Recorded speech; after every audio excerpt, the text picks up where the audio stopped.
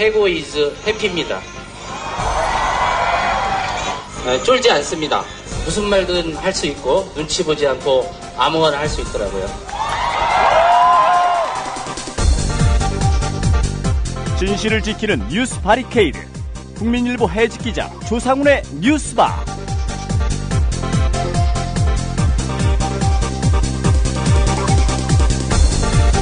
청취자 여러분 안녕하십니까. 조상훈입니다. 2월 20일 목요일 뉴스바입니다. 오늘 아침 뉴스바가 마련한 뉴스 메뉴부터 소개해드리겠습니다.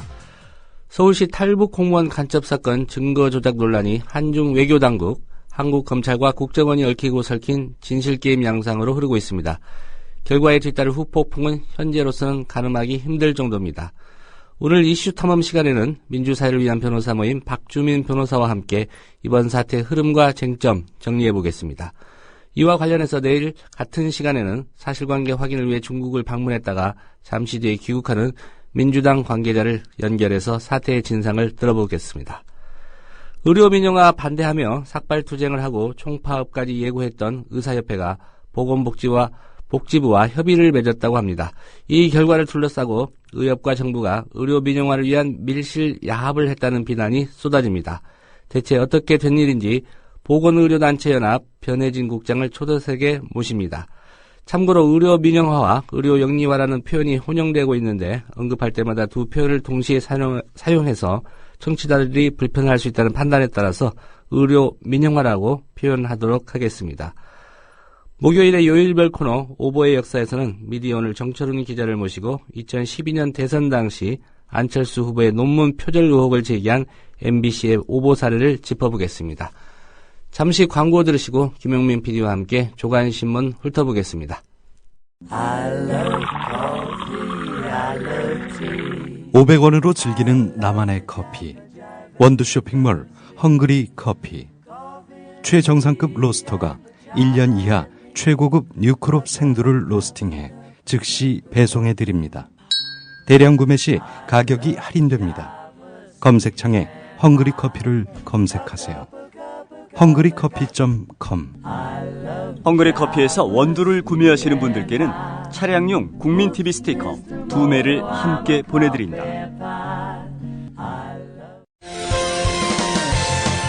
학교폭력 예방 앱 스마트 보디가드. 스마트폰 왕따 문자 등 사이버 학교폭력이 6배 이상 늘었습니다. 학교폭력은 언제나 욕설, 모욕, 협박과 같은 폭력 문자를 동반합니다. 그런 학교폭력 문자만을 감지하여 부모님께 알려드립니다. 미리 알면 예방할 수 있습니다. 구글 플레이에서 학교폭력 예방 전문 어플 스마트 보디가드를 설치하세요. 지금 설치하고 먼저 무료 이용해보세요. 안녕하세요. 참여연대 회원인 MBC 해직 기자 이용마입니다. 2014년 대한민국은 과거로 회귀하고 있습니다. 민주주의에 꽂힌 선거에 국가기관이 대대적으로 개입해 국민의 권리를 짓밟았습니다. 하지만 불법을 저지른 정부는 비판하는 사람들에게 오히려 종북 딱지를 붙이고 있습니다. 경제민주화와 복지국가를 만들자는 국민과의 약속은 실종되고 공공부문 민영화가 국민의 동의 없이 강행되고 있습니다. 그래서 20살 청년 참여연대는 다시 신발끈을 묶습니다. 진실과 정의가 승리하는 나라, 권력이 국민에게 복종하는 나라, 특권층만이 아니라 대다수 국민이 행복한 나라를 만들기 위해 더 열심히 뛰겠습니다. 국민TV 라디오 청취자 여러분, 참여연대에 회원이 되어 함께 뛰어주세요. 세상은 저절로 좋아지지 않습니다. 회원가입은 홈페이지 www.peoplepower21.org 또는 전화 02-723-5300번을 통해 할 수 있습니다.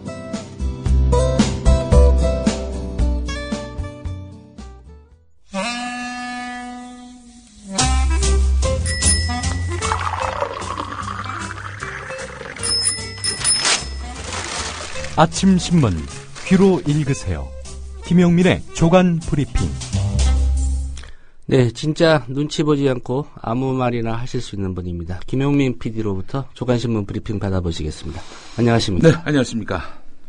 네, 오늘 첫 선으로 꼽은 예. 기사 어떤 내용입니까? 경향신문 오면 기사입니다. 검찰이 지난해 9월 말에 국가정보원을 통해서 중국 정부가 진본이라고 밝힌 유우성 씨 출입 경기록을 확보했습니다. 이 말이 뭐냐? 유우성 씨가 북한에 중도에 다시 들어갔다 나온 적이 없다라는 변호인단의 이런 자료, 이런 거를 중국 정부가 진본이라고 했단 말이죠. 예. 그 말은 반대로 국정원이 줬고 검찰이 재판부에 제출한 유우성 씨가 중간에 북한에 들어갔다 나왔다라는 그런 자료. 이거는 위조란 얘기죠. 예. 자, 그래서 결국에는 변호인단이 이 재판부에 제출한 이런 자료를 진본이라고 이제 말씀드리겠습니다. 이 진본을 국정원도 받아 놓은 것으로 드러났다는 겁니다.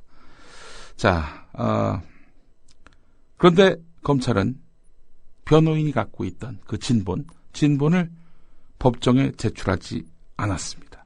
자, 그런데 국정원은 10월 중순경 허룽시 공안국 명의의 새로운 출입 경기록을 검찰에 다시 건넸는데요. 이거는 중도에 북한 들어갔다 온 기록이 담겨있는 출입 경기록입니다. 말하자면 중국 정부로부터 위조본이다라고 이렇게 판명된 그런 내용을 이제 재판부에 제출한 것입니다.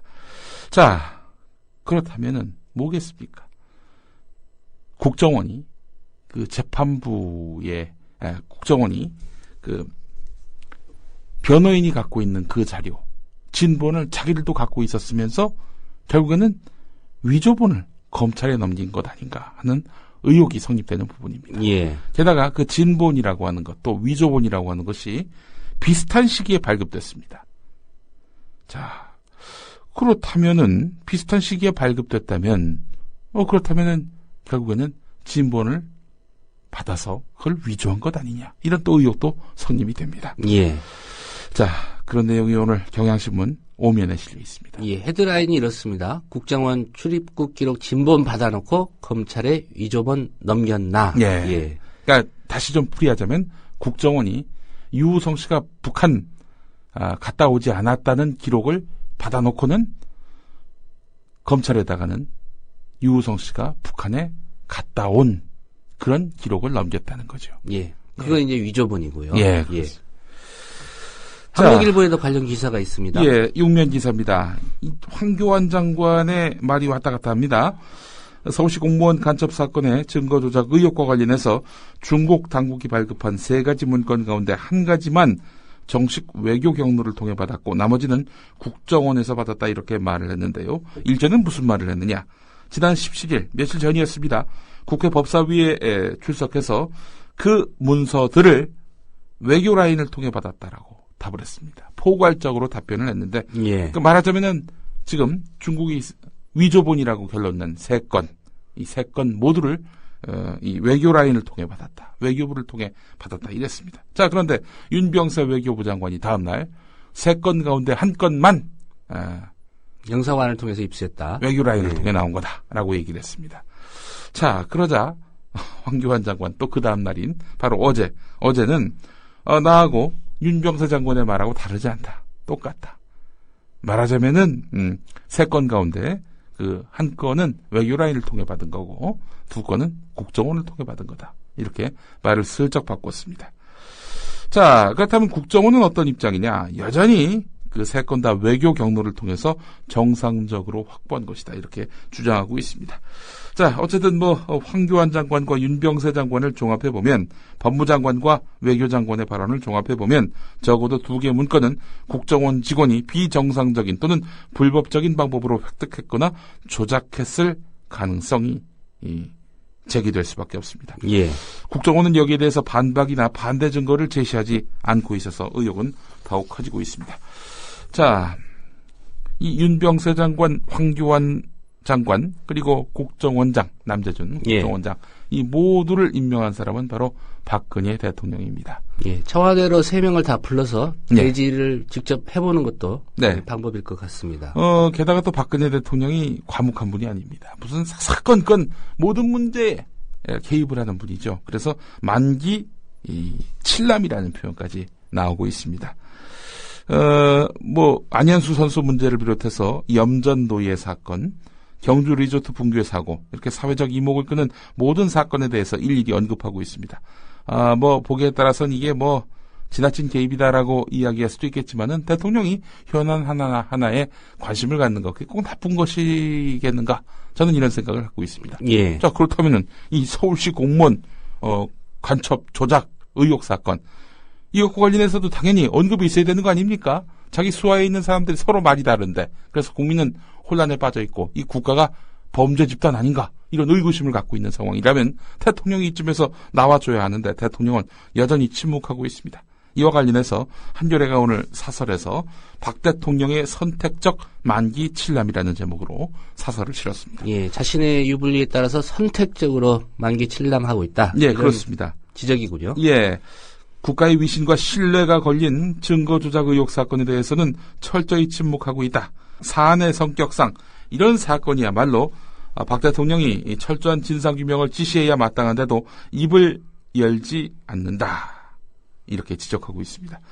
염전 노예 사건 때 박근혜 대통령이 이런 말을 했습니다. 소설보다 현실이 더 기막힌 일들이 많다고 하더니 정말 이런 일이 있을 거라고 누가 상상이나 했겠는가. 다시는 이런 일이 없도록 철저히 뿌리를 뽑아야 한다. 예. 그러면서 한겨레는 염전 노예에 대한 박 대통령의 발언은 오히려 증거 조작 의혹 사건에 더 어울려 보인다. 이렇게 사설을 맺고 있습니다. 예, 일리 있는 지적입니다. 네. 관련해서 어제 그 김진태 의원이 그야말로 아주 이건 막말이죠. 한마디로 얘기해서. 중국 정부를 선진국이 아니라면서 비하를 했습니다. 그런 국가들은 나중에 문제가 생기면 그런 적이 없다고 발뺌하는 경우가 종종 있다. 이렇게 빈정거렸고요. 중국이 북한을 돕기 위해서 허위 문서를 우리 쪽에 제공한 거 아니냐라는 음모론까지 제기했습니다. 집권여당 의원이면서 아울러 박근혜 대통령 신임을 받아서 유럽 순방 때 수행했던 인물이 바로 김진태 의원 아니겠습니까? 예. 이 김진태 의원 지금 중국과의 외교 분쟁 불씨에 기름을 끼얹어 버렸습니다. 자, 이 청와대발 기사 하나 또 흥미로운 게 있습니다. 조선일보 기사인데 박 대통령 경호실 수행부장 교체 왜? 박근혜 대통령을 지근거리에서 지켜온 경호실 수행부장이 최근 바뀌었죠. 취임 1년도 되지 않아서 수행부장을 교체한 일. 좀 이례적이지 않습니까? 전에 그런 일이 없었을 겁니다, 아마. 이 김영삼, 김대중 전 대통령은 대선 후보 시절에 경호비서에게 이렇게 임기 5년 동안의 수행부장을 맡겼고요. 예. 퇴임과 함께 그 수행부장도 그만뒀습니다. 수행부장은 항상 대통령을 그림자처럼 따라다니는 경호실의 꽃인데요. 이명박 대통령도 당선인 시절 경호실에서 파견된 수행부장을 임기 내내 바꾸지 않았고요. 노무현 대통령 때 한번 교체를 했지만 그때는 경호실장으로 승진시켰기 때문입니다. 예. 자, 그렇다면은 박근혜 대통령은 왜 수행부장을 교체했느냐? 아주 재미있는 내용이 있습니다. 정부 관계자가 한 말인데요. 작년 11월 박근혜 대통령이 영국을 국빈 방문했을 때 런던 시티 시장 주최 만찬에서 치마를 밟고 넘어진 일이 있었다. 그 이후부터 수행부장 교체 이야기가 나온 것으로 알고 있다. 아니, 치마를 밟고 넘어진 건 본인이면서 왜 그걸 수행부장 탓으로 돌립니까? 도저히 이해를 할 수가 없어요. 그럼 수행부장이 가가 치마는 위험합니다. 이거 말고 치마를 입으시죠. 이렇게 얘기했어야 하는 겁니까? 예. 치마를 밟은 건 아니겠죠, 수행부장이? 글쎄, 수행부장이 옆에 안 보였습니다. 예.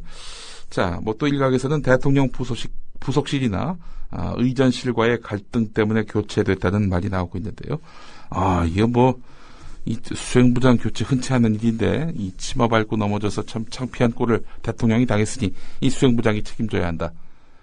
이런 정도의 디테일이라면은, 공무원, 이 간첩, 조작 의혹 사건과 관련해서도 말씀하셔야죠. 이런 디테일의 여왕이 말이죠. 예. 네.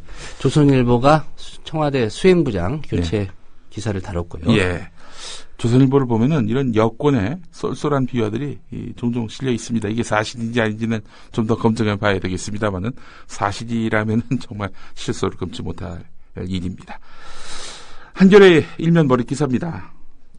이달 초에 국방부가 전 군에 내려보낸 행동 기준을 보면요. 군 통수권자 비방이나 정치 현안 관련 찬성 반대의 글은 금지하지만 그동안 정치 개입의 빌미가 되어온 군 통수권자 보필이나 국방, 정책 홍보 등에 대해서는 금지한다는 언급이 없습니다. 그래서 이런 언급이 없다는 그런 명분은요, 사이버 사령부가 지난 2012년 대선 총선 때 정치 개입 활동을 하는 주요 근거가 돼 왔습니다. 예. 자, 또 국방부는 사이버사 요원들이 네이버 다음 같은 이런 포털 사이트 게시판이나 트위터, 페이스북 등 SNS 서비스에서 익명으로 사이버 심리전을 펼치는 것도 예전처럼 허용할 방침이라고 합니다. 페이스북이나 트위터에서 악성 댓글을 다는 사람들, 이런 사람들 너무 크게 상심해 하실 필요는 없을 것 같습니다. 이 사람들 때문에. 왜냐? 이 사람들이 군 사이버 사령부 요원일 수도 있으니까요. 예. 자, 이 국방부 장관과 사이버 사령관을 대선 개입 의혹 사건의 그 수사 대상에서 배제를 해서 축소 수사 논란을 부른 군. 이번에는 개혁 회피라는 비판을 면하기 어렵게 됐다라고 한겨레는 질타했습니다. 예. 원격 진료센터 3곳이 광역자치단체의 만성질환 환자를 최대 90%까지 흡수할 수 있다는 분석 결과가 나왔습니다. 이게 무슨 얘기냐? 이 만성 환자, 고혈압, 당뇨, 이런 정신행동장애, 이 만성 환자의 94%를 동네 의원들이 빼앗길 수가 있다는 겁니다. 예. 동네 의원에 100명 정도 이렇게 만성질환자들, 당뇨, 고혈압, 그리고 정신행동장애 환자들이 100명이 왔다면은 원격 진료를 정부가 시행할 경우에는 94명이 앞으로 안 온다는 겁니다. 어떻게 되겠어요? 동네 의원들 다 문을 닫아야 되겠죠. 몰락하겠죠. 예. 이렇게 되면은 국민의 대면 진료 접근성이 크게 훼손될 수밖에 없습니다. 사실은 원격 진료라고 하는 것은요, 정말 산간지대, 고지 혹은 의료 접근성이 떨어지는 곳에 계신 분들이 인터넷망을 통해서 의사들로부터 진료를 받는 거 아니겠습니까? 아주 제한적입니다. 손 들어보세요. 눈 크게 떠보세요.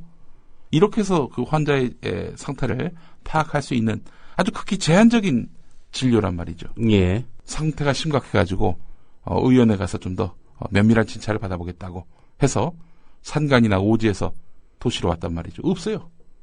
동네 의원이 없어졌어요. 어떻게 할 거예요, 그때는? 서울로 가야 됩니다. 자, 이런 상황이 발생할 가능성이 높다고 서울대 교수 출신인 민주당 김용익 의원실이 이렇게 또 밝혔습니다. 경향신문 일면 머리 기사였습니다. 예. 자, 재건축 초과이익 환수 제도가 폐지된다고 합니다. 사실상 유명무실한 분양가 상한제와 금융 관련한 규제를 빼면은 부동산 규제는 이제 없어지게 되는 셈이었습니다. 얼마 전에 보수 신문들이 부동산 규제 없애라. 지금 부동산 시장이 살아나려고 하는데 이런 규제 때문에 살아나려다가도 결국에는 다시 꺼져버린다. 없애라 했더니 정말 없애는 흐름입니다. 국토교통부가 어제 대통령 업무 보고를 냈는데 2008년 이후에 주택가격 안정세가 지속되고 투기 우려도 적어서 부동산 시장이 과열되면은 그래서 도입한 재건축 초과이익 환수제도를 없애겠다는 겁니다. 올해 말까지 유예된 이 제도를 아예 법 개정을 통해 없애겠다는 겁니다. 이게 무슨 얘기냐? 재건축을 해가지고 어마어마한 이익이 또 생기는 거 아니겠습니까? 예. 가격이 폭등할 것이고요. 그런 이익에 대해서는 내라, 니들 먹지 말고 재건축 초과이익 환수제도입니다. 근데 이걸 없애겠다는 거죠. 문제는 이제 이 재건축 초과이익 환수제 폐지가 예. 서울 강남 지역에 사실상 특혜를 주는 것 아니냐, 네. 이런 논란 아니겠습니까? 그렇습니다. 서울 지역의 그 수혜단지 가운데 79%가 바로 강남권에 몰려 있습니다. 따라서 강남권에 대한 특혜라고 볼 수밖에 없는 겁니다. 자, 그렇다면은 이런 대책이 과연 부동산 시장 경기 회복으로 이어지게 될지 이것은 의문이란 겁니다. 투기를 위해서 주택을 많이 보유하려던 시대는 지나갔다는 거지요. 예전처럼 강남을 중심으로 한 투자 수요가 다른 지역의 부동산을 이끌어갈 수 있을지 의문이다. 부동산이 계속 떨어지고 있는 시점이 아닌데도 특정 지역의 가격을 끌어올리려는 정책을 쓰는 것은 아닌가. 부동산 시장 이거 막 활성화해야 된다라고 얘기하는 사람들이 주로 이런 얘기를 하는 걸로 봐서는 예. 이게 진짜 이 사람들조차도 강남 부자들을 위한 이런 혜택이다라고 규정하고 있는 거라고 보시면 될 것 같습니다. 이 정책을 추진하는 사람들이 주로 혜택 받는 거 아닙니까? 글쎄 말입니다. 예. 이 정책 설계한 분들 어디 사는지 좀 파악을 해야 될 것 같습니다. 예. 또 강남에 집이 있는지. 제가 주목하는 거는 그 박원갑 KB 국민은행 부동산 전문위원입니다. 네. 언론에 자주 나오시는 분인데 예. 이런 평가를 했군요. 예. 전세난이 심각한데 강남만을 위한 재건축 규제 완화를 들고 나온 건 다소 당황스럽다. 예. 이분처럼 이 부동산 여러 번 바닥쳤습니다. 고도릅니다. 라고 얘기하는 사람이거든요. 박원갑 씨가. 예. 이분이 이거 강남만을 위한 정책이다. 라고 얘기를 했으니 이건 뭐 말도 안 거 아니겠습니까? 예. 자, 강남 부자들을 위한 혜택. 예. 이 정부의 실체입니다. 예. 자, 이런 정권에 대해서 좀 위협이 돼야 할 존재가 뭐겠습니까? 야당 아니겠습니까? 한국사회여론연구소가 발표한 정기 여론조사 결과를 보면 말이죠. 민주당이 야당으로서 재구시를 못한다라는 응답이 83.7%에 달하는 것으로 나타났다고 오늘 한겨레가 이 자료를 인용해서 구면에 관련 기사를 실었습니다. 예. 전국 성인 남녀 1000명을 대상으로 해서 지난 16일부터 17일까지 집전화와 휴대전화를 반반씩 섞어가지고 임의 걸기 방식으로 이루어졌는데 신뢰 수준 95%의 표본오차 플러스 마이너스 3.1%포인트입니다. 과거에는 좋았는데 지금은 싫다가 40%, 김한길 대표가 잘 못한다 60%였습니다. 자, 김갑수 한국사회여론연구소 대표는요. 이번 조사에서 응답자들은 민주당의 진보적 가치를 중시하면서 서민과 중산층을 제대로 대변하는 유능한 정당이 되어야 한다는 것을 주문하는 것으로 보인다. 이렇게 풀이했습니다. 자, 기자협회보가 오늘 자가 나왔습니다. 국민일보 특별취재팀에 대해서 주목했네요. 예. 국민일보 특별취재팀은 요즘 들어서 조용기 목사 감싸게 열을 올립니다. 기사 제목만 소개를 해드려도 뭐 금방에 아실 겁니다. 조용기 목사 비방 일부 장로 기자회견 내용은 대부분 거짓으로 확인됐다. 작년 12월 13일자입니다. 같은 날짜에 근거 없는 의혹 제기는 결국 한국교회 전체의 명예를 추락시키는 것이다. 따옴표 달린 기사. 같은 날 실렸고요. 12월 19일에는 PD 수첩의 조용기 목사와 관련한 취재 보도 내용은 허위 사실로 일방적인 짜깁기다. 역시 따옴표를 달아서 이렇게 전하고 있고 예. 27일에는 파리의 나비 부인은 허구의 소설 무책임한 폭로 법적 책임을 물을 것이다.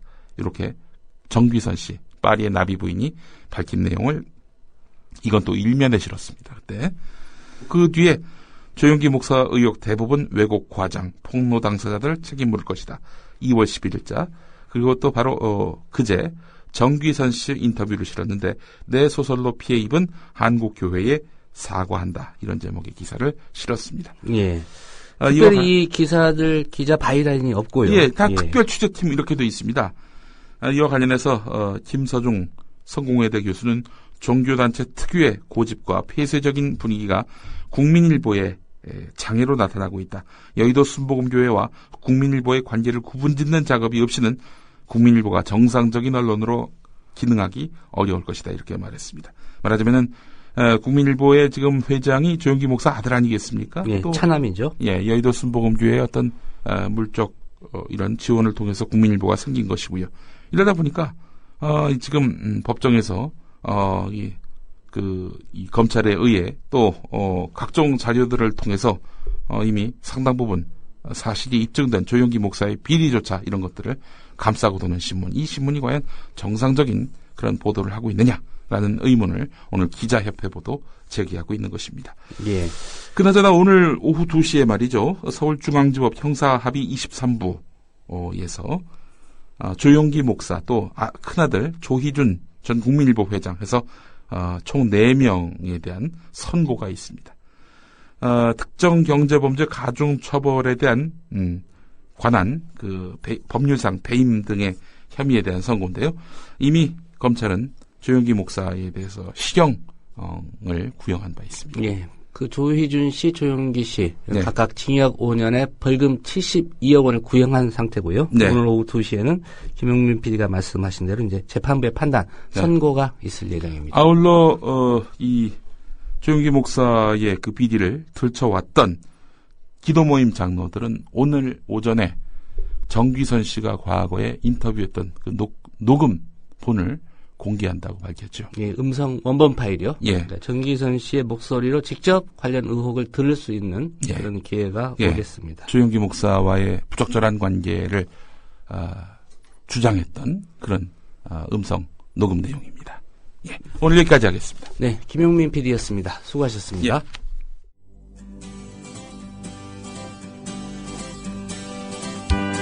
막간 퀴즈입니다. 긴장을 해서 점프를 제대로 뛰지 못하고 프로그램 직전까지도 점프에 대한 자신감이 하나도 없었는데 뭐가 다르겠냐 그냥 믿고 하자 했더니 다행히 잘 마무리를 지은 것 같습니다. 비겨 여왕 김연아가 소치 동계올림픽 쇼트 프로그램에서 완벽한 연기를 펼쳤습니다. 김연아는 러시아의 소트니코바를 간발의 차로 제치고 1위에 올랐습니다. 문제 드립니다. 김연아 선수가 무슨 음악으로 연기를 펼쳤을까요? 1번 어릿광들을 보내주오. 2번 수첩공주를 보내주오. 3번 위조 출입경 기록을 보내주오. 4번 내라는 모 판결문을 보내주오. 정답을 아는 분은 답과 함께 연락 가능한 이메일 주소를 남겨주세요. 두 분을 추첨해 음반을 선물로 드립니다.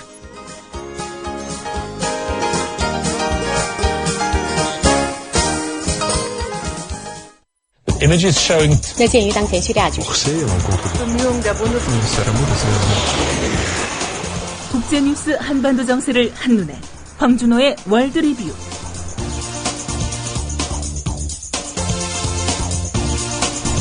네, 밤사이 국제뉴스 그리고 한반도 관련 소식 짚어보겠습니다. 황준호 PD 자리하셨습니다. 안녕하십니까? 안녕하십니까? 네, 아베 일본 총리의 보좌관이 올린 동영상이 파문이 확산되고 있습니다. 예.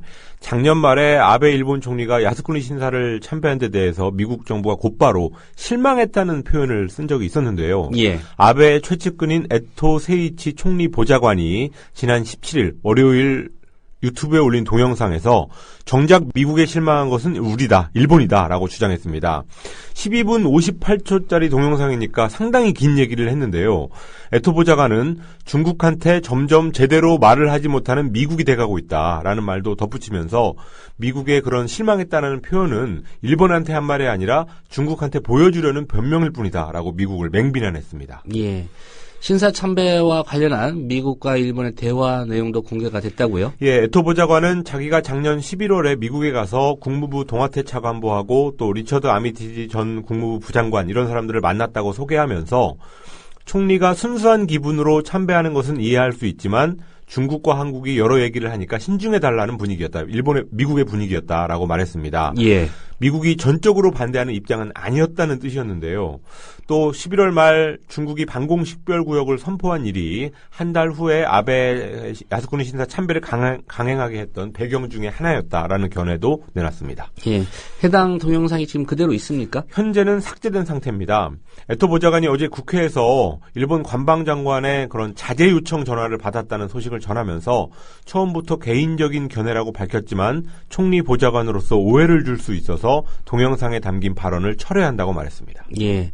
이 사람이 총리 보좌관이면서 지금 참의원으로 알려져 있는데요. 예. 아무리 개인적인 견해라고 하더라도 좀 조심해야 되는 거 아닙니까? 그렇습니다. 그리고 이거는 사석에서나 할 수 있는 말인데 그거를 유튜브에 올렸다는 거는 공개됐으면 하는 의도가 분명히 보이는데요. 아베 총리의 속내를 드러내는 게 아니냐 이런 평가까지 나오고 있습니다. 얼마 전에 미국 언론에서는 야스쿠니 신사 참배 전에 아베 총리가 미국의 바이든 부통령을 만나서 참배를 안 하겠다는 식으로 냄새를 풍겼고 예. 근데 그 후에 전격적으로 참배를 하면서 바이든 부통령의 뒤통수를 때렸다는 보도가 미국 언론에서 나왔었습니다. 그런데 에토 보좌관은 마치 미국으로부터 그냥 신중하라는 정도의 말만 듣고 그린라이트를 본 것처럼 말을 했으니까 당시 상황을 둘러싼 진실 공방 이런 것들도 물밑으로 있을 것으로 보입니다. 예. 지금 상황을 보면 일본이 점점 미국의 이제 골칫거리가 돼가고 있다 이런 예. 느낌인데요.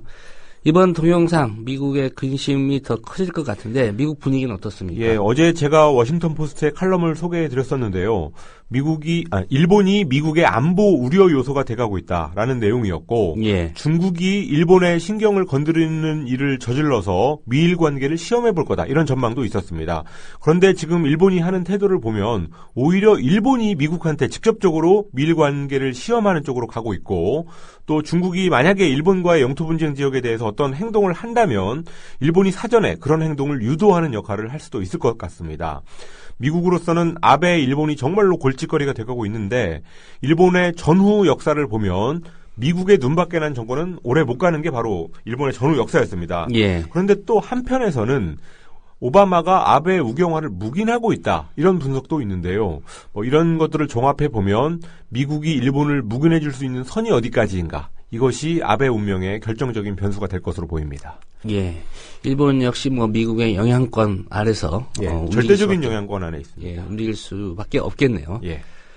예, 도널드 그레그 전 미국 대사 북한에 갔다 왔는데, 북한의 간접 메시지를 가져왔다고요? 지난 10일에서 14일 닷새 동안 북한을 방문하고 돌아온 도널드 그레그 전 주한 미국 대사가 아사히 신문하고 인터뷰를 했는데요. 북한이 미국과의 대화를 간절히 희망하고 있다고 전했습니다. 평양에서 육자회담 북한 수석대표 이용호 외무성 부상을 만난 얘기를 했는데, 이용호 부상이 김정은 비서는 장기 정권이 되니까, 젊으니까 장기 정권이 되겠죠. 예. 장기 정권이 되니까 오바마 대통령이 만약에 북한하고 대화에 응하지 않으면 다음 대통령을 기대하겠다, 이렇게 대화 의사를 강력히 표명했다고 합니다. 또 북한이 남한과의 관계 개선도 희망하고 있다고 전했습니다. 예. 전한 얘기지만 북한이 늘 해오던 얘기 아닌가요? 예, 늘 하던 얘기였고, 류용호 부상이 재작년에 미국에 가서 했던 발언하고도 사실상 같으니까 와전된 것은 없어 보입니다. 그렇지만 오바마 대통령은 북한과의 대화에 있어서만큼은 워낙 몸을 사리고 있기 때문에 북한의 뜻이 관철되기는 쉽지 않아 보입니다. 만약에 오바마 이후에 미국 정권이 공화당으로 바뀐다면 대화는 더 어려워질 거고, 또 민주당의 가장 유력한 대선 주자인 힐러리 클린턴이 대권의 꿈을 이룬다고 하더라도 힐러리 역시 함부로 움직이기는 어렵습니다. 그래서 이런 상황에서는 북한이 정말로 대화를 원한다면 대화 환경을 만드는 조치를 조금 더 할 필요가 지금 있는 상황인데요. 예. 오늘부터 시작되는 이산가족 상봉 행사 이후의 정세를 북한이 어떻게 가져가려고 할지, 이것을 우선 포인트로 봐야 될 것 같습니다. 예. 북한에 다녀온 중국 외교부 부부장은 곧바로 서울로 온다고요? 류전민 중국 외교부 부부장이 지난 17일에 방북해서 오늘까지 있다가 베이징으로 돌아오는데요. 곧바로 오늘 오후에 서울로 옵니다. 미국 쪽 외교관들이 동아시아를 돌 때는 이런 일정을 볼 수 있지만 중국의 고위 외교관들이 이런 일정을 잡는 것은 거의 없는 일인데, 북한의 어떤 따끈따끈한 메시지를 가져올 수 있을지 주목되고 있습니다. 예.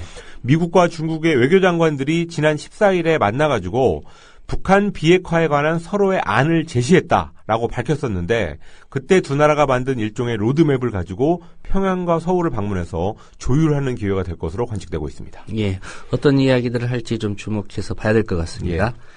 네, 호주인 선교사가 북한에서 구금되는 일이 있었군요. 북한을 관광하던 호주 선교사 존 쇼트라는 사람이 지난 15일 평양에 관광을 갔는데 다음 날 호텔에서 북한 당국한테 체포됐다고 호주 언론들이 보도했습니다.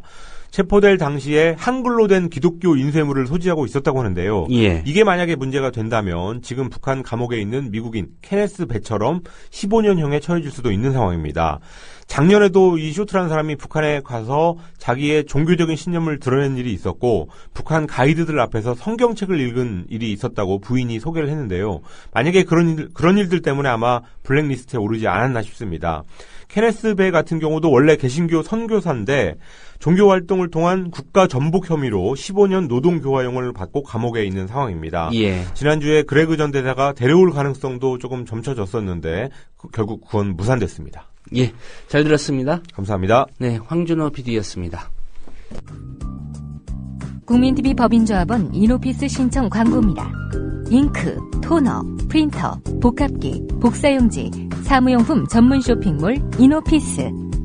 이노피스에서는 잉크와 토너를 보다 저렴하게 구매할 수 있습니다. 이노피스에서는 당신이 찾는 모든 전산 사무 제품을 구매할 수 있습니다. 조합원 운영업체로 품질, 가격 모두 믿을 수 있는 이노피스. 홈페이지는 이노피스몰. 네이버에서 이노피스몰을 검색하세요. 문의 전화는 1899-2324, 1899-2324입니다.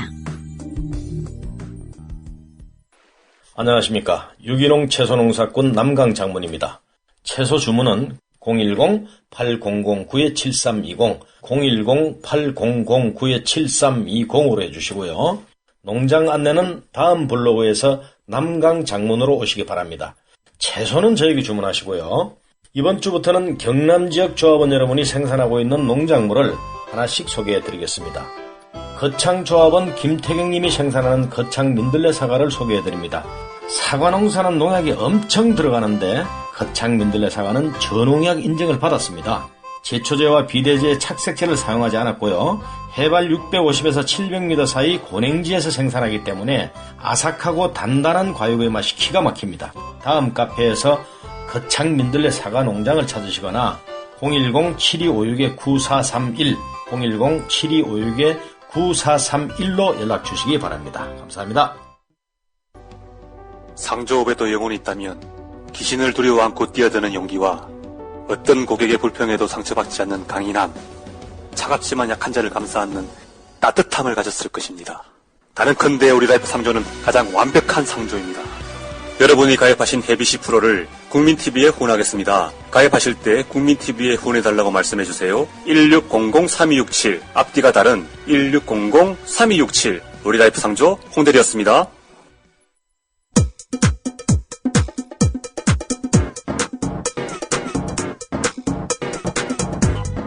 조상훈의 뉴스바.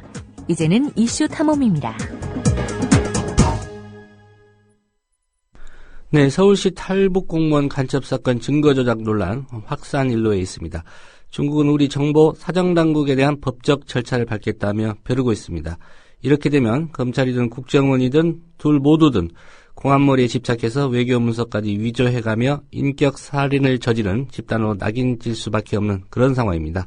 네, 민주사회를 위한 변호사 모임 박주민 변호사 연결해서 쟁점 정리해 보겠습니다. 박 변호사님 안녕하십니까? 예, 안녕하십니까? 예. 우선 이번 사건과 관련해서 여러 차례 말씀을 해주셨는데요. 예. 논란의 당사자, 간첩 혐의를 받았던 그 유유성 씨의 혐의 내용은 일단 1심에서 간첩 혐의 무죄 판결을 받았기 때문에, 요 부분은 좀 뒤로 하고요. 오늘은 증거 조작 논란에 좀 초점을 맞춰서 얘기를 들어보겠습니다. 예. 며칠 전부터 우리 외교부가 논란에 휘말리기 시작했습니다. 외교부가 논란에 휘말린 배경, 우선 그 배경부터 좀 설명을 해주시죠. 예, 일단은 이번에 중국 정부가 위조되었다고 확인해준 서류는 총 3가지입니다. 예. 첫 번째가 바로 유우성 씨가 북한하고 중국을 왔다 갔다 한 그 기록을 담은 조중 출입경 기록입니다. 근데 이 서류를 검찰은 지금 뭐라고 얘기하고 있냐면 국정원이 선양주재 한국 영사관을 통해서 중국 정부로부터 받아서 자기네들에게 건네주었다 이렇게 얘기를 하고 있고요. 예. 그다음에 두 번째 서류는 뭐냐면 이렇게 검찰이 제출한 출입경 기록에 대해서 유우성 씨의 변호인들이 위조 의혹이 있다 이렇게 문제 제기를 하니까 검찰이 다시 유우성 씨의 출입경 기록이 적법하게 발급된 것임을 확인하는 서류를 받아다가 또 제출했는데요. 예. 이 서류는 외교부, 그다음에 선양주재 한국 영사관을 통해서 중국 정부로부터 받았다라고 검찰이 주장을 하고 있습니다. 예. 그다음에 마지막으로 세 번째 서류는 뭐냐면 또다시 이제 유우성 씨 변호인들이 위 두 가지 서류, 그러니까 출입경 기록하고 그 출입경 기록에 대한 확인서 모두가 위조된 거 아니냐라고 하면서 유우성 씨가 직접 발급받은 출입경 기록을 법원에 제출하니까 예. 검찰이 이제 유우성 씨가 제출한 출입경 기록이 틀렸다는 내용의 중국 당국에 공문을 제출합니다. 근데 검찰은 이 세 번째 이 서류는 국정원에 자신들이 요청을 했고 국정원이 선양주재 한국 영사관을 통해서 다시 중국 정부로부터 발급받아 제출한 것이다. 이렇게 지금 주장을 하고 있습니다. 예. 결과적으로 이 세 가지 서류 모두가 검찰은 외교부가 직접 혹은 그러니까 외교부를 거쳐서 또는 외교부를 거치지 않았다 하더라도 외교부의 관할인 선양주재 한국 영사관을 통해서 입수한 거다라고 얘기를 합니다. 예. 그렇게 되면서 이제 외교부에게 위조 서류 입수의 책임을 일정 정도 넘긴 거죠. 근데 외교부 장관이 위 세 가지 서류 중에 두 번째 서류, 즉 출입경 기록이 사실이다라는 그 확인서만 자신들이 개입돼 있다. 나머지 두 가지 서류는 모른다. 이렇게 국회에서 답변을 하게 됩니다. 예. 그러면서 이제 굉장히 논란이 일었던 것이죠. 예. 그렇다고 하면 지금 뭐 외교부 그리고 황교안 법무부 장관, 국정원 이 주장이 다 다르지 않습니까? 예. 결국은 적어도 한 곳은 거짓말을 하고 있다 이런 얘기인데요. 일단 예. 외교부의 주장이 사실이라면 국정원이 나름의 그 방식으로 문제의 외교문서, 즉 그 유우성 씨의 출입경 기록을 위조했거나 아니면 불법적인 방법으로 이 위조된 서류를 취득했다는 얘기인데요. 어떻게 보십니까? 뭐 지금 중국 정부가 이 세 가지 서류가 다 위조됐다라고 공식적으로 확인해 준 이상 말씀하신 대로 외교부 아니면 국정원 둘 중에 하나가 거짓말을 하고 있는 거고요. 그렇기 때문에 당연히 외교부가 사실을 얘기하고 있는 거라면 나머지는 국정원밖에 없으니까 국정원이 거짓말을 하고 있는 것이 그렇게 되는 상황입니다. 예. 여기서 한 가지 또 짚어본다면요. 그 문제의 문건들, 문서들, 그 내용 자체가 이미 틀렸거나, 위조된 거다라고 이제 중국이 확인을 해주지 않았습니까? 예. 그렇다면 이 허위의 내용으로 위조를 했다는 얘기도 성립이 되는 것 같은데요. 이 단순히 위조를 한 것과 또 허위로 만들어낸 거, 이건 좀 차원이 다른 문제 아니겠습니까? 예, 그렇습니다. 많은 분들이 이제 이 부분을 좀 이해하기 어려워하십니다. 좀 자세히 설명을 드리면 법률 용어로 위조라고 하는 것은요. 작성 권한이 없는 자가 마치 작성 권한이 있는 것처럼 해서 서류를 만드는 것을 말합니다. 즉 이 세 건의 문서에 대해서 중국 정부가 만들 권한이 있는 서류들이죠. 그런데 누군지 모르겠지만 중국 정부가 아닌 자들이 마치 중국 정부인 것처럼 해서 문서를 만들었다. 이게 이제 위조라는 것입니다. 근데 요 단계까지에서는 문서의 내용이 진실에 부합하느냐, 또는 뭐 허위냐, 이거는 이제 따지지 않습니다. 작성 권한만 따지는 겁니다. 그런데 허위의 공문서를 작성했다라는 것은 공문서 작성 권한이 있느냐 없느냐와 상관없이 사실과 다른 공문서를 만들었다. 이 얘기입니다. 그런데 이 세 건의 공문서에 대해서 중국 정부는 위조면서 내용도 틀리다라고 얘기를 한 겁니다. 두 가지 다 문제인 거네요. 그러면. 그렇죠. 그러니까 중국 정부가 아닌 자가 마치 중국 정부인 것처럼 해서 내용도 사실과 다른 문서를 만들었다. 이렇게 되는 것입니다. 지금 뭐 사실관계는 중국 당국이나 또 우리나라 검찰에서 지금 수사를 하고 있다는데 뭐 살펴봐야 되겠습니다만 중국 화룡시 공안국이 정상 발급한 공문이 우리 영사관이나 국정원 차원에서 위조됐을 가능성도 제기되고 있는데 뭐 충분히 제기할 수 있는 의혹인가요? 그렇습니다. 이제 사실 아까 말씀드렸듯이 세 가지 서류 중에 두 번째 문서, 즉 외교부가 선양대사관을 통해서 받아주었다는 문서가 지금 말씀하신 그런 어떤 문서인데요. 외교부가 이제 선양주재 한국영사관을 통해서 받아주었음에도 불구하고 내용이 사실과 다르다는 거죠. 그래서 결과적으로는 이 문서, 두 번째 문서의 경우에는 중국으로부터 받은 다음에 이 선양주재 한국영사관에 파견되어 있는 국정원 직원이 문서를 뭐 위조 또는 변조했을 가능성이 크게 지금 제기되고 있는 상황입니다. 그 국회에서 답변이나 이런 걸 보면 지금 뭐 검찰 입장을 대변하는 이제 황교안 법무부 장관 그리고 선양주재 영사관 외교부 관할 기관이다 보니까 윤병세 외교부 장관 위주로 지금 질문과 답변이 있는데요. 이 사건과 관련해서 국정원이 이렇게 명확한 입장을 지금 내놓고 있지 않은데 뭐 특별히 이유가 있다고 보십니까? 글쎄 뭐 국정원은 말씀하신 대로 특별히 입장 내놓지 않고 그냥 적법하다는 내용만 지금 반복하고 있고 또 재판 과정에서 밝혀질 것이다 이런 내용만 말하고 있습니다. 그런데 지금 얘기 안 하고 있는 부분이 왜 그럴지 이런 부분에 대해서는 저희들도 잘 모르겠습니다. 적극적으로 좀 방어하는 것이 맞을 텐데 그러지 않고 있는 것이 왜 그럴까? 그러니까 진짜 방어할 만한 내용이 없어서 그런 건지 아니면 진짜 법정에서 밝혀질 만한 뭔가를 갖고 있는 건지는 저희들도 알 수가 없습니다. 이번 증거 조작 의혹과 관련해서 지금 대검찰청이 이제 조사를 시작했습니다. 진상조사팀을 구성한다고 하는데요. 문제는 지금 검찰도 관련이 된 사안인데 이게 대검찰청이 진상조사를 한다고 해서 제대로 될지가 의문인데 박 변호사님은 어떻게 전망하십니까? 일단은 뭐 관련이 돼 있든 안 돼 있든 일단 본인이 본인을 조사한다는 것인데 제대로 될 리가 없죠. 거기다가 지금 변호인들은 어떻게 지금 주장을 하고 있냐면 공판 과정에서 누차 이게 위조됐을 가능성이 있다라고 문제 제기를 했다는 거예요. 아까 또 서류 입수 경위도 보시면 문제 제기를 하면은 다른 소리를 내고 문제 제기를 하면 다른 소리를 내고 이런 식으로 했던 것이거든요. 예. 즉 검찰도 충분히 이게 위조됐을 가능성이 있다라는 것을 알 수밖에 없는 상황이었는데 계속 밀고 나간 거거든요. 그러면은 사실상 이게 이제 국정원이나 이쪽하고도 뭔가 연계가 있는 거 아니냐. 이렇게 저희들이 이제 변호인단들이 의심하고 있는데 그렇기 때문에 더욱더 이제 대검의 진상조사를 믿을 수가 없는 것이죠. 예. 그래서 특검을 요구하고 계시는 거고요. 그렇습니다. 예. 예. 중국 쪽 얘기를 좀, 말씀을 좀 드리고, 설명을 좀 부탁을 드리겠습니다. 중국 당국은 이미 이제 우리 측의 허위, 위조 의혹, 기정사실로 지금 입장을 밝히지 않았습니까? 그렇습니다. 예. 예. 오늘 보도로 보면, 박지원 의원 같은 경우에 이제 중국 공안부가 위조 전모를 이미 파악했다. 이런 기사도 있는데요. 예. 이와 관련해서 중국 측의 새로운 입장이나 이런 부분은 변호인들께서 파악하신 내용이 있으신가요? 지금 저희가 중국 변호인단들이나 아니면 저희 민변이 중국 정부를 직접 접촉할 수 있는 방법은 없고요. 예. 그래서 지금 저희들도 보도를 통해서 확인하는 것이죠. 예. 근데 지금 초반에 이제 형사 책임까지 묻겠다라는 입장이 나왔었고 거기에 예. 대해서 특별히 지금까지 다른 어떤 입장으로 변경됐다 이런 얘기는 들은 바가 없습니다. 예. 예. 국제법적이나 어떤 나라 대 나라의 관계에서 중국 예. 쪽에서 이 허위 위조 이게 사실이라면 형사적인 책임을 묻겠다고 했는데요. 어떤 방식으로 가능한지요?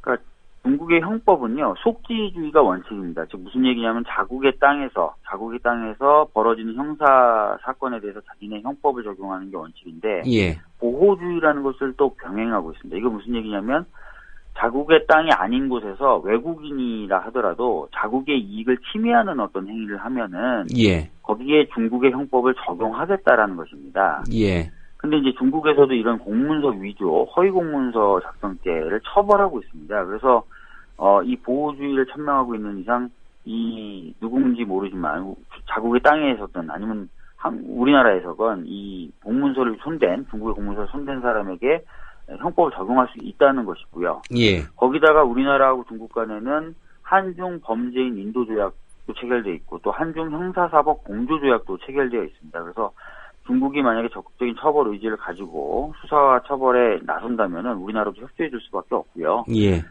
그렇기 때문에 이제 형사적인 처벌도 사실상 불가능한 것은 아니다. 이렇게 볼 수 있습니다. 예. 예. 한마디로 이제 위조나 허위의 공문을 만들거나 발급한 사람이 누구로 밝혀진다면 그게 대한민국의 국가기관의 공무원일지라도 예. 중국 당국이 처벌할 수 있다. 이런 말씀이시네요. 예. 우리나라의 협조는 필요합니다만 예. 중국과 우리나라의 외교 관계상 만약에 중국이 요구하면은 우리나라가 거부하기 되게 어렵겠죠. 예. 예. 지금 이 사건과 관련해서 특별히 새누리당의 좀 분위기를 보면 여러 의원들이 나서서 중국이 아직 선진국이 아니어서 이런 문제가 발생했다. 이런 입장들을 좀 밝히고 있는데 이런 발언들 국제관계에서 좀 어떻게 보십니까? 정말 큰일이죠. 그러니까 국회의원들이 나서서 중국을 폄훼하고 이렇게 하고 있습니다. 사실은 국정원과 검찰을 보호해주겠다는 의식이 너무 강하다 보니까 예. 이런 문제가 발생하고 있는데요. 예. 사실 여러분들도 다 아시다시피 지금 중국 없이는 우리 경제가 버틸 수도 없고 또 중국의 어떤 여러 가지 역할이 없이는 참 힘든 상황입니다. 그런데 이제 중국을 그것도 국회의원이 공개적인 석상에서 후진국이다라는 식으로 표현하고 이런 것은 외교적인 마찰도 빚을 수 있는 것이기 때문에 좀 각별한 주의가 필요하다고 생각합니다. 예. 검찰이 진상조사 결과 또 중국 측에서도 그런 결과를 내놓겠습니다만은 지금 의혹의 당사자 중에 이제 국정원, 외교부가 좀 핵심이고요. 예. 검찰은 좀 피해갈 수 있는 어떤 틈새가 있지 않나 이런 생각이 듭니다. 왜냐하면은 우리는 이걸 진짜로 믿고 법원에 냈을 뿐이고 우리가 관여한 건 아니다. 이런 항변 가능할 것 같은데 물론 또 다른 견해도 있을 것 같고요. 어떻게 보십니까? 검찰의 이런 항변. 아까 말씀드렸던 것처럼 검찰이 위조 공문서 사건을 모두 한꺼번에 내는 게 아닙니다. 변호인들이 의혹을 제기하면 다른 걸 내고 또 의혹을 제기하면 다른 걸 내고 이런 식으로 제출을 한 겁니다. 그래서 계속해서 변호인으로부터는 서류들의 위조 가능성에 대한 경고를 받았었고 예. 그럼에도 불구하고 불구하고 검찰이 밀어붙인 겁니다. 그 다음에 1심부터 진술이 유가려 씨라는 그 동생분의 진술이 강요됐었다라는 거, 사진이 북한에서 찍혔다고 주장했지만 사실은 중국에서 찍혔다라든지 이런 식으로 자백 및 각종 증거에 대해서 좀 위조, 허위 이런 것들에 대한 주장이 계속 진행되고 있는 과정에서 또 검찰이 이런 일을 한 것이기 때문에 예. 검찰이 단순히 몰랐다라고 얘기하기는 어려울 것 같습니다. 그래서 면죄 예부를 바로 받을 수 있다. 이렇게 보기는 좀 어려울 것 같습니다. 예. 예, 검찰의 책임도 중하다. 특별히 이 과정을 알고 있었다고 볼 수밖에 없는 그런 정황들이 있군요. 예, 그렇습니다. 예. 예. 민주사회를 위한 변호사 모임에서는 지금 남재준 국정원장, 그리고 황교안 법무장관, 그리고 김진태 검찰총장 파면해야 된다 이런 입장인데요. 예. 특별히 뭐 사퇴 촉구를 하신 게 아니라 파면해야 된다 이렇게 말씀하시는 이유는요? 뭐 자진 사퇴라는 건 아시다시피 뭐 징계나 이런 것이 아닙니다. 그래서 뭐 파면이나 해임을 해야 이게 진짜 사실은 어떤 징계를 받는 것인데요. 예. 해임하고 파면은 약간 법적인 효과가 차이가 있습니다. 둘 다 똑같이 공무원 신분을 박탈하는 것은 맞지만 파면의 경우에는 해임보다 이제 공무원으로 다시 채용될 수 있는 시기가 더 깁니다. 그러니까 5년이 더 지나야 공직 채용이 되는 것이 파면이고요. 해임은 3년만 지나면 다시 공무원으로 재임용이 될 수 있습니다. 그런 식으로 해서 파면이 더 중합니다. 그래서 이왕이면 파면을 해라라고 저희들은 주장을 하고 있는 것입니다. 예, 뭐 사실이라면 사안의 중대성을 감안해서 파면해야 된다 이런 입장이시고요. 한 가지만 더 질문을 드리겠습니다. 긴급 말씀 앞에서 드렸듯이 중국은 이미 이 문서들 허위 위조다 이렇게 밝혔고요. 예, 우리나라 검찰은 이거 진상조사 결과를 내겠다, 살펴보겠다 이런 입장인데요. 만일에 중국 측의 발표와 우리 검찰의 진상조사 결과가 다르게 나오면요. 한중 간에 이게 어떤 마찰, 갈등 더 커지지 않겠습니까? 어떻게 전망하십니까?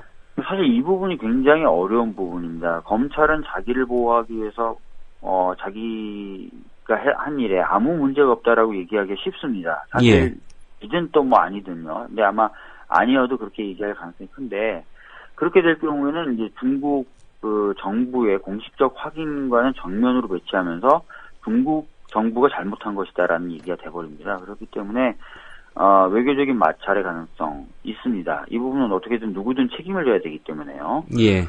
상당히 어려운 부분이 있습니다. 예.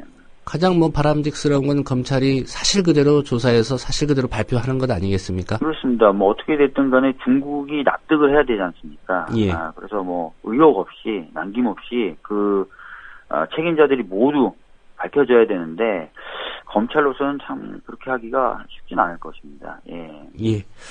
네, 박 변호사님 오늘 말씀 고맙습니다. 예, 감사합니다. 네, 지금까지 서울시 탈북 공무원 간첩 사건 증거 조작 논란과 관련해서 민주사회를 위한 변호사 모임의 박주민 변호사와의 인터뷰였습니다.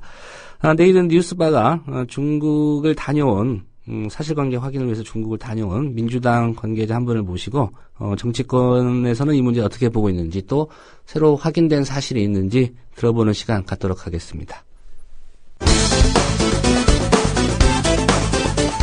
안현수 러시아 귀환은 민주당 소속 이재명 성남시장 탓? 발단은 노예 착취의 당사자 홍문종 새누리당 사무총장의 말 때문. 2월 18일 했던 말. 안현수 선수가 성남에 이재명 시장의 성남에 1년간 대체 유예를 요구하였으나 단칼에 거절하였다는 소식을 접하고 있습니다. 이런 것들이 우리의 선수의 가능성을 짓밟는 것이 아닌가 하는 걱정이 있습니다. 여기에 JTBC에 나온 여대생 성희롱 발언의 당사자 강용석 전 의원도 한몫하는데. 근데 결정적으로 안현수 선수가 러시아 귀화를 결심한 것은 아마도 그 10년, 11년을 거치면서 성남시청 소속이었는데 성남시청에서 이제 그 이재명 시장이 15개 운동팀이 있었는데 그중에 3팀을 남겨놓고 12팀을 해체를 해버렸어요. 물론 이제 성남시의 재정이 악화돼서 그런 결정을 했겠지만 그런 과정에서 안현수 선수가 어디서 훈련도 할 수가 없고 또 소속팀이 없으니까 지원도 받을 수 없고 이런 상황을 겪으면서 귀화를 결심하게 된 것이고요. 국민 현금 자동 인출기라는 오명이 붙은 종북 간별사 변희재 씨가 여기에 빠질 수 있을까? TV조선의 보도. 보수 논객 변희재 씨는 트위터에 안현수를 러시아로 쫓아낸 이재명 성남시장 등 매국노들을 처단해야 한다는 글을 올렸습니다. 그러나 안현수 선수의 아버지는 홍문종, 강용석, 변희재 주장을 전면적으로 뒤집는데 일각에서는 그 안현수 선수가 소속돼 있던 성남시청 팀이 사실은 그 무렵에 재정위기 때문에 해체가 됐어요. 그러면서 안현수 선수가 소속팀을 찾지 못했고 결국 귀화를 택한 거 아니냐. 즉 성남시가 안현수를 쫓아낸 거다. 이러면서 지금 성남시가 또 비난을 받고 있는데 그것도 사실인가요? 그건 아니에요. 성남시청 해체되기 전에 선수는 러시아 가는 게 확정이 돼 있었고요. 성남시청의 해체가 안 됐어도 현수는 러시아 가기 벌써 다 결정이 돼 있었던 상태이기 때문에 성남시청 해체가 현수의 러시아 가게 된 동기는 아니에요. 그건 아니고요. 잘못 알고 계신 거고요. 예. 한정의 민주당 대변인 논평. 이런 마당에 오늘 아침 집권 여당의 사무총장이라는 분이 안현수 기화를 성남시장 탓으로 돌리는 말을 하니 그야말로 어안이 벙벙합니다. 아마도 홍문종 사무총장께서 박근혜식의 선거법 위반 논란, 자신이 재단 이사장으로 있는 아프리카 박물관 노동 착취 문제로 궁지에 몰리자 과잉 충성으로 자신의 위기를 어떻게 좀 모면해볼 요량으로 또 거짓말을 꾸민 모양입니다. 홍문종 사무총장님, 이 정도면 자신의 자리에 대한 정치적 안전 민감증 환자라고밖에 볼 수 없습니다. 국민의 생명과 안전을 걱정하는 게 아니라 자신의 정치적 안전을 걱정하는 이런 분이 집권 여당의 사무총장에 올라 아침부터 이런 발언을 했다고 하니 어찌 국민이 집권 여당을 믿고 발을 뻗고 잘 수가 있겠습니까?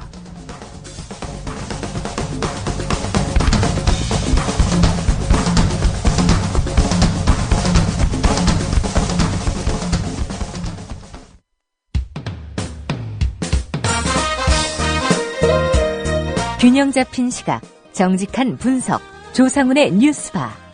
이어서 초대석으로 만납니다.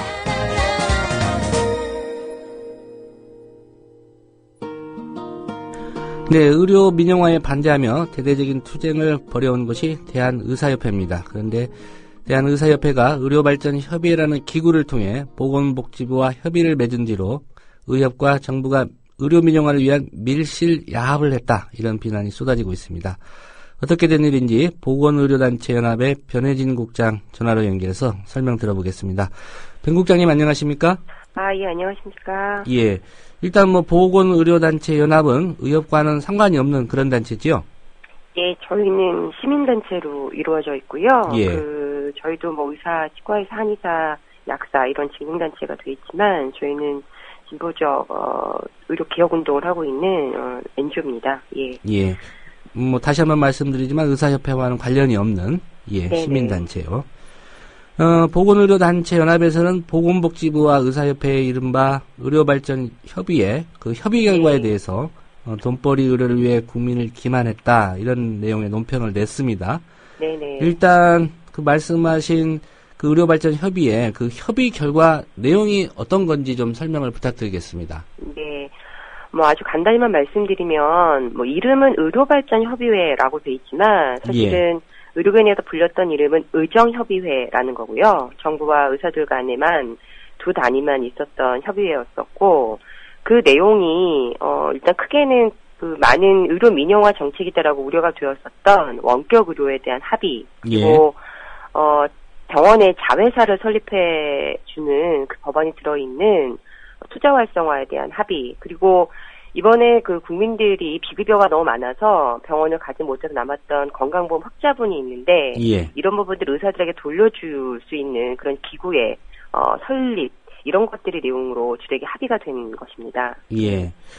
어제 보도를 보니까요. 의사협회에서는 합의를 한 게 아니다. 정부가 일방적으로 그렇게 주장하고 있다. 이런 주장 펴던데 어떤 게 사실입니까? 이게 저희가 보기에 매우 우스운 일인데요.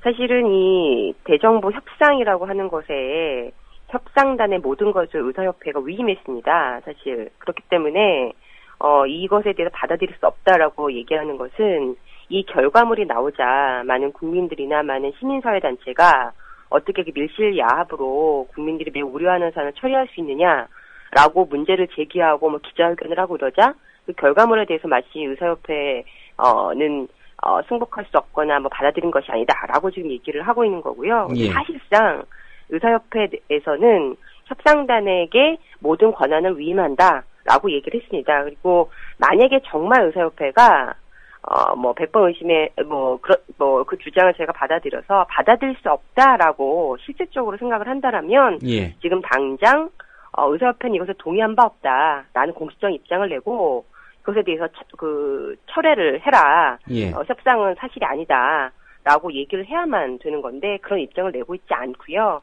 지금 눈치만 보는 입장에서 우리는 사실 이건 아니다라는 식의 얘기만 하고 있고 또 하나의 문제는 의사협회 내부에서 원격 의료를 계속 반대하고 있었던 그런 일종의 집단들이 있었는데 예. 그런 의사협회 내부에서의 갈등을 무마시키기 위해서 현 지도부가 사실 우리는 찬성하지 않았네라는 말들을 그냥 흘리고 있는 이런 것들이 사실이라고 저희는 보고 있습니다. 저희가 확인한 바 있고요, 내부에서. 예. 예. 지금 의사협회 얘기를 들어보면요, 말씀하신 의정협의회 그 협의 결과를 지금 파업 찬반 투표와 같이 붙이겠다 이런 입장 아닙니까? 네. 예. 그렇다면은 사실상 받아들이겠다라는 전제하에 그 의사협회 회원들의 의사를 묻겠다 그런 과정이라고 보시는군요. 당연히 그런 과정으로 보고요. 예. 이것도 이미 예견이 돼 있던 겁니다. 의사협회 투표율이 여태까지 30% 이상을 넘은 적이 없습니다. 예. 그렇기 때문에 이것 자체, 근데 50%를 넘지 않으면 그 개표율에 대해서도 결과가 어떤지에 대해서 국민에게 밝히지도 않을 것이다라고 얘기를 했기 때문에 예. 지금 의사협회에서는 이 안을 받고 마치 의사협회 의사들의 전체적인 의견을 묻는 투표를 민주적으로 거치는 것처럼 발표를 했지만 투표율을 30% 50%가 넘지 않으면은 그 결과를 발표하지 않는다고 전제가 됐고 그것을 약속을 이미 했던 상황이기 때문에 예. 그리고 그것에 대해서 안에서 집행부나 이런 사람들이 이견을 냈던 적도 없고요. 그러니까 사실 투표에 거친다라는 얘기는 국민들의 눈속임하는 일일 뿐 이것에 대해서 의사들이 50% 이상이 이것에 참여하고 이럴 수 있는 투표에 독려하거나 예. 이런 것들이 이루어지고 있지 않기 때문에요.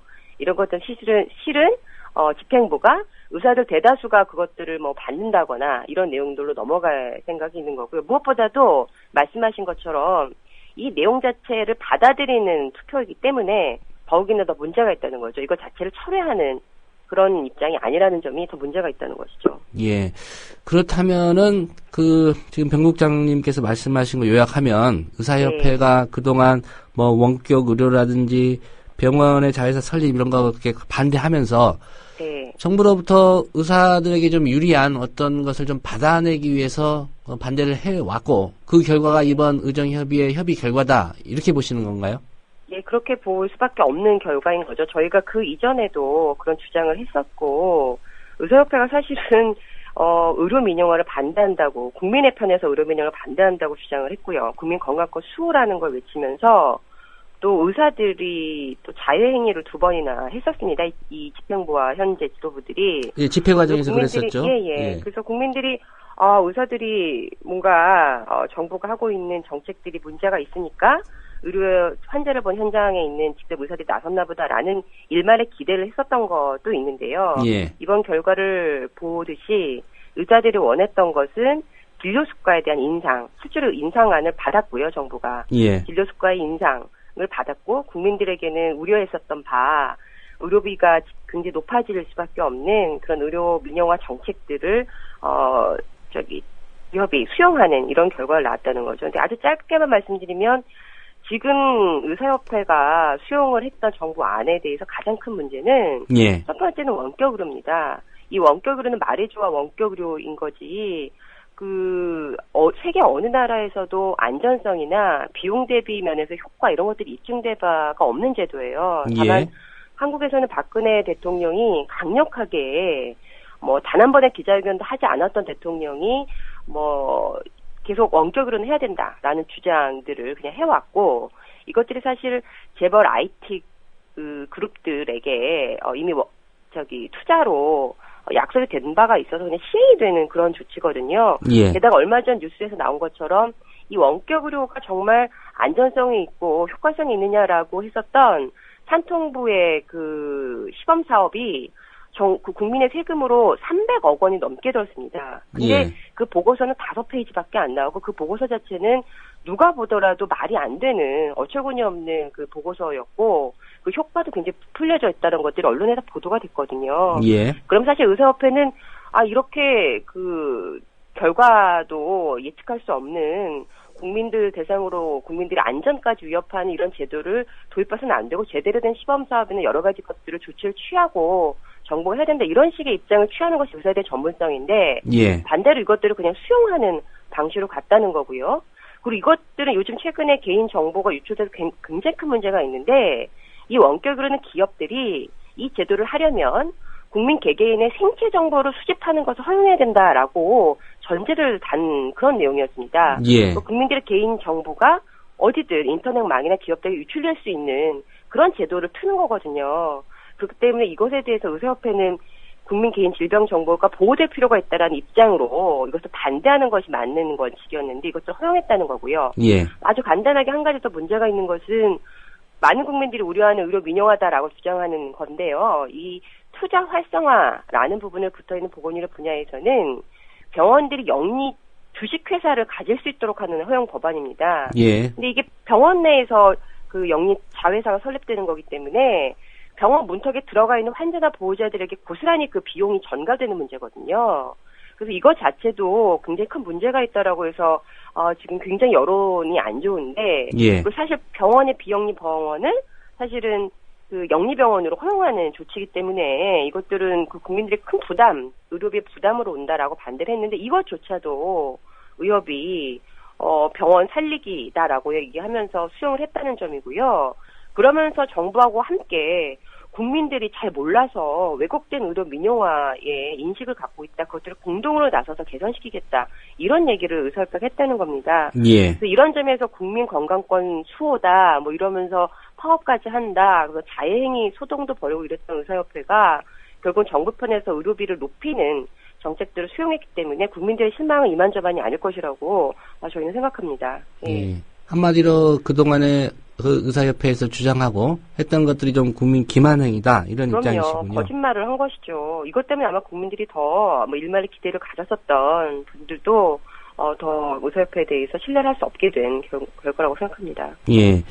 결과적으로 이번에 의정협의회 그 협의 내용 결과가 박근혜 정부가 내놓은 의료 민영화 정책에 의사협회가 동의를 해준 것이다 이런 입장이신가요? 그렇게 동의가 된 거고요. 예. 이 겉으로 보도자료는 국민의 입장에서 우리 현안 문제를 해결했다라고 자평을 하고 있는데요. 두 복지부와 의사협회가 예. 이 어떤 내용에도 국민의 의료비 부담 문제라든가 건강 안전 문제는 완전히 그 배제돼 있고 외면돼 있는 결과입니다. 그리고 문제는 보건복지부나 정부가 의료 민영화 정책이라는 우려 때문에 이것들의 의료 민영화 정책의 강행에 대해서 주춤하는 의지를 좀 보였었는데 예. 마치 의사협회가 이것들을 찬성해주고 의사협회를 설득시켰다라는 이유로 의료 민영화 정책을 국민의 어떤 의견이나 민의를 묻지 않고 강행하려는 그런 절차라고 저희가 보고 있기 때문에 더 우려가 있다는 것이고요. 예. 그래서 저희는 이 의사협회가 사실 수가 인상을 위해서 여태까지 의료 민영화를 반대한다는 논리를 펴왔다는 것인데 이번에 의정 합의 두 단위의 합의만으로 국민의 건강이나 의료비에 굉장히 큰 폭등을 가져올 정책들이 일방적으로 추진돼서 안 된다라는 얘기를 다시 한번 말씀드리고 싶고 이것 때문에 지금 100여 개의 시민사회단체, 노동조합들이 모여있는 의료민영화 저지 범국민운동본부에서는 전국적으로 대대적으로 100만 서명운동들을 벌이고 있습니다. 예. 한 가지 좀 의사협회 앞으로 일정과 관련해서 더 네. 확인을 해보겠습니다. 지금 당초에는 이제 19일로 예정됐었던 그 총파업 찬반 투표 날짜 21일로 미뤘고요. 또 이때 그 말씀하신 의정협의회 그 합의 결과도 이제 뭐 추인을 받기 위해서인지는 몰라도 투표에 붙이겠다고 했는데요. 이 총파업 찬반 투표 개표 상황 30% 안 되면 뭐 개표 안 하겠다고 했는데 어떻게 전망하십니까? 그리고 왜 이 투표한다고 보시는지요? 저희는 아까도 말씀드렸지만 사실은 의사협회 투표율이 50%까지 간 적이 없기 때문에 30% 정도에 항상 있었기 때문에 이 투표가 실제로 성사될 수도 없다고 생각을 하고 있고 이런 얘기들은 제가 그냥 말씀드리는 게 아니고요. 저희들이 또 이 활동을 하고 있는 의사들이 있는데 의사들에게 내부로 집행부가 보내는 메일들이 있습니다. 의사들만 보는 그런 메일들에 이런 것들이 회원들에게 보는 거죠. 그런 내용들이 이미 이런 내용들이 포함되어 있고요. 그리고 실제로 총파업을 갈 생각이 없는 의료 민영화 반대를 위해서 총파업을 갈 생각이 없다는 거고 또 하나 국민들이 아셔야 될 점은 이 안에서 소위 말하면 의사들의 강경파라고 불리는 입장들은 총파업을 가자라고 일방 또 주장하는 일면에 있는 사람들은 의료 민영화 반대가 아니고요.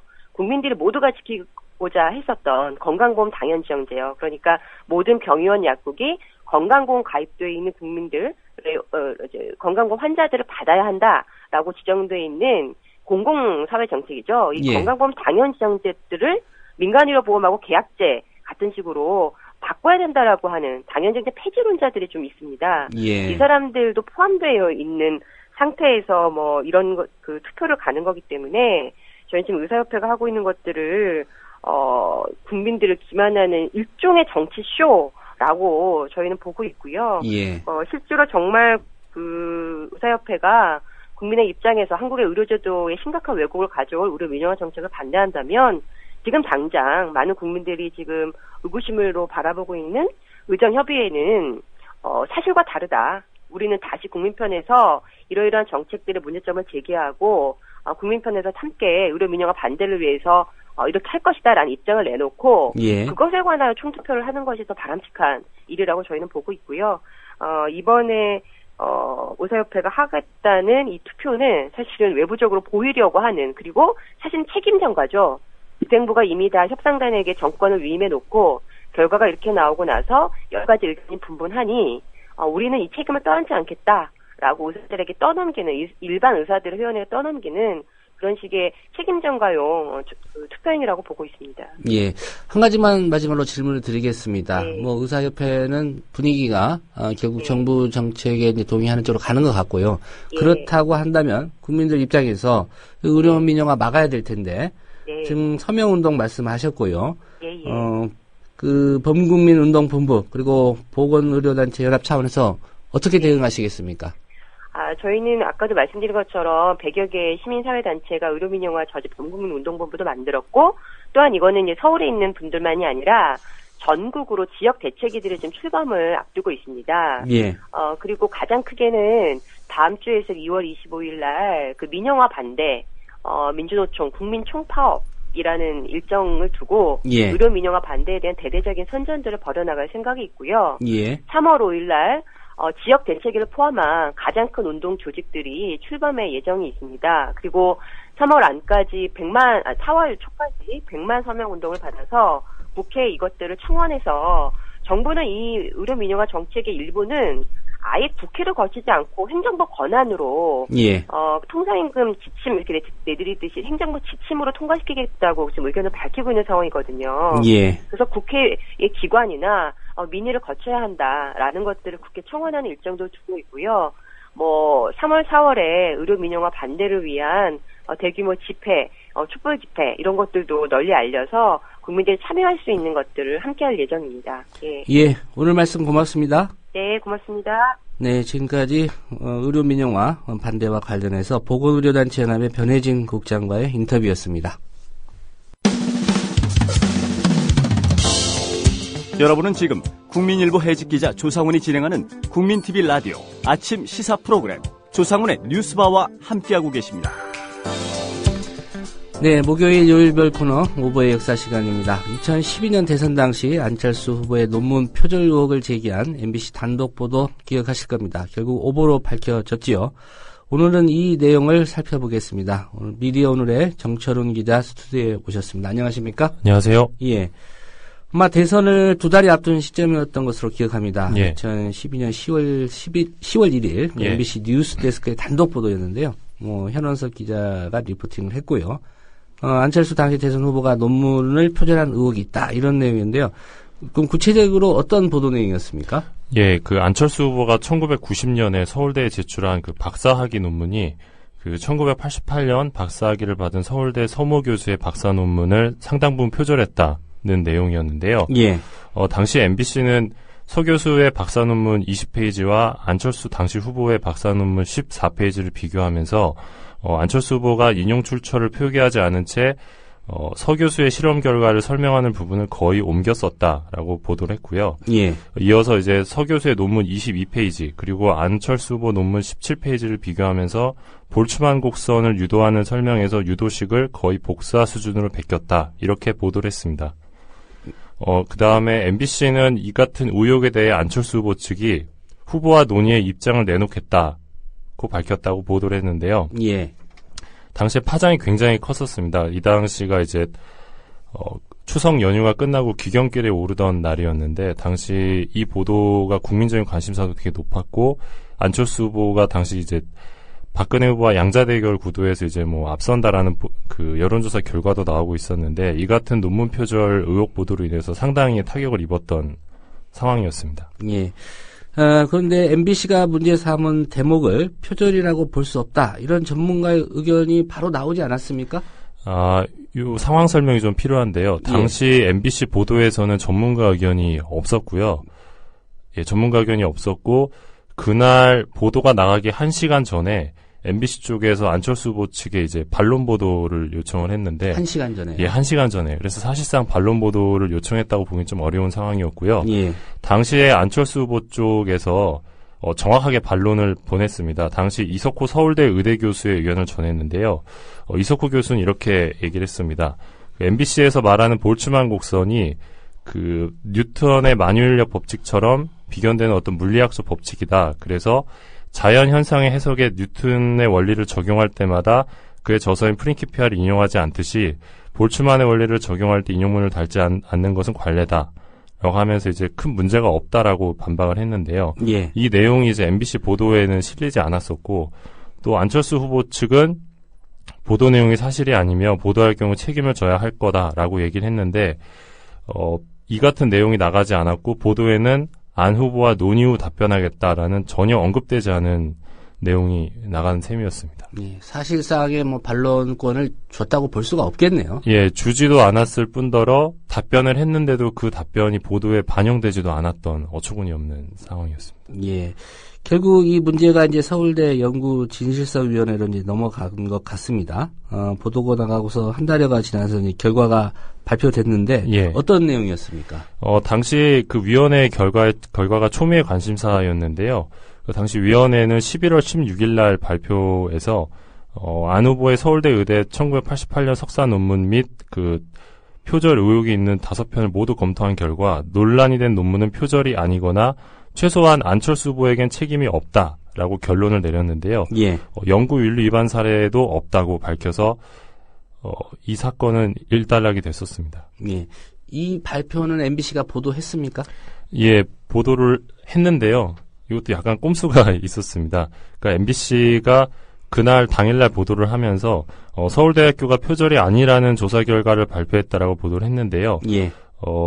이 같은 결과가 지난 10월 국정감사 당시 안 후보의 논문을 검토해달라는 새누리당 민병주 의원의 요청으로 구성돼서 표절 여부를 조사했다라고만 보도를 했고요. 예. MBC의 보도로 인해서 논문 표절 의혹이 눈덩이처럼 불거져서 이 같은 결과가 나왔다. 그러니까 즉 MBC의 오보로 인해서 여기까지 상황이 왔다라는 내용은 전혀 없었고요. 예. 그리고 그 당일에도 그 이후에도 그 MBC가 자사 보도에 대한 반성, 사과 이런 내용은 전혀 없었습니다. 예. 정작 첫 보도는 자기들이 해놓고 예. 새누리당 의원이 국정감사에서 이 문제를 제기해서 예, 그렇죠. 서울대가 이렇게 예, 발표했다라고 보도를 했군요. 예, 맞습니다. 예. 궁금한 게 MBC, 특히 이 보도를 한 그 현원섭 기자, 도대체 누구로부터 이게 표절 의혹이 있다, 이런 제보를 받았는지가 좀 궁금한데요. 파악된 내용이 있습니까?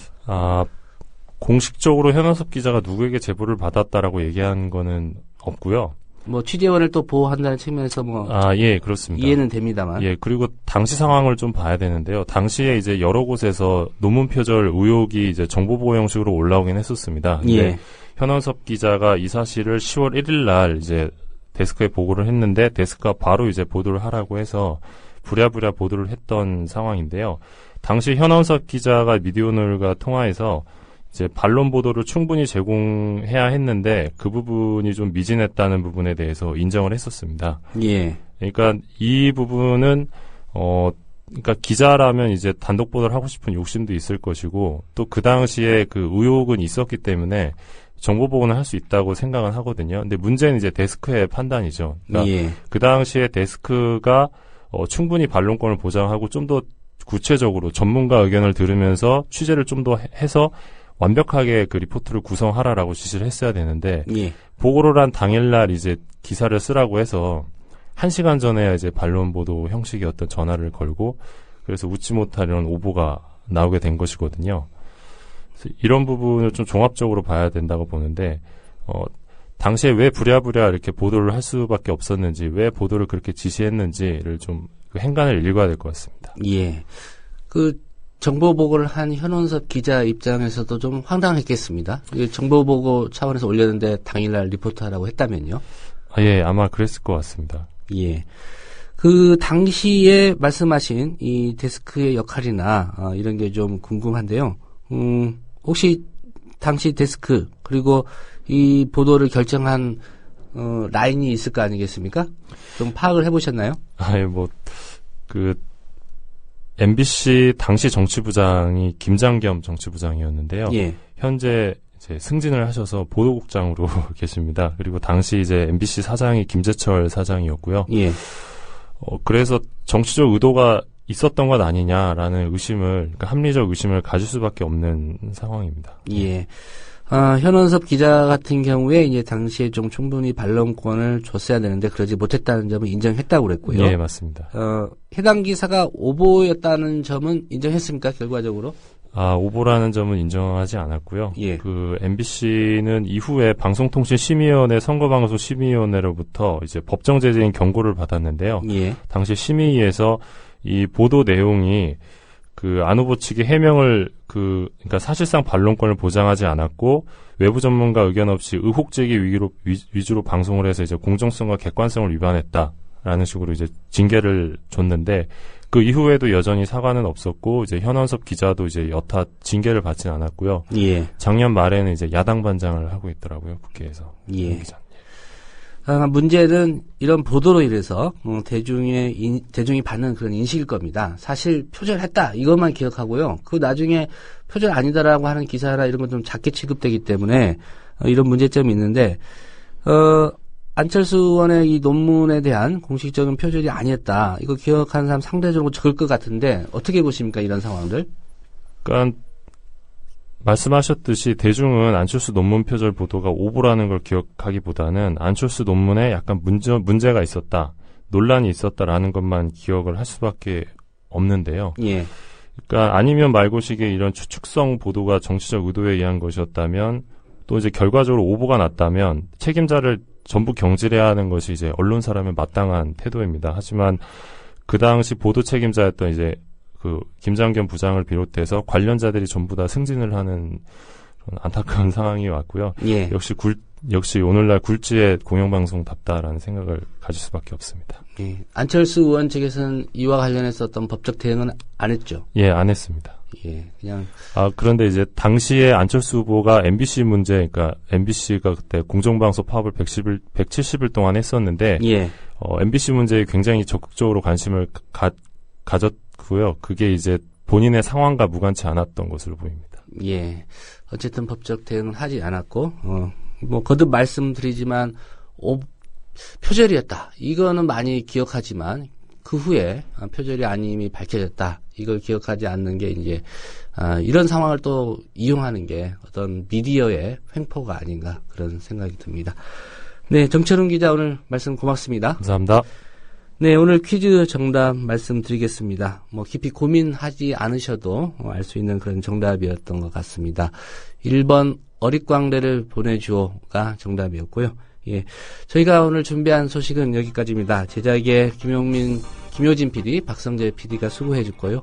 내일 오전 7시 30분에 다시 뵙겠습니다. 지금까지 들어주신 여러분 고맙습니다.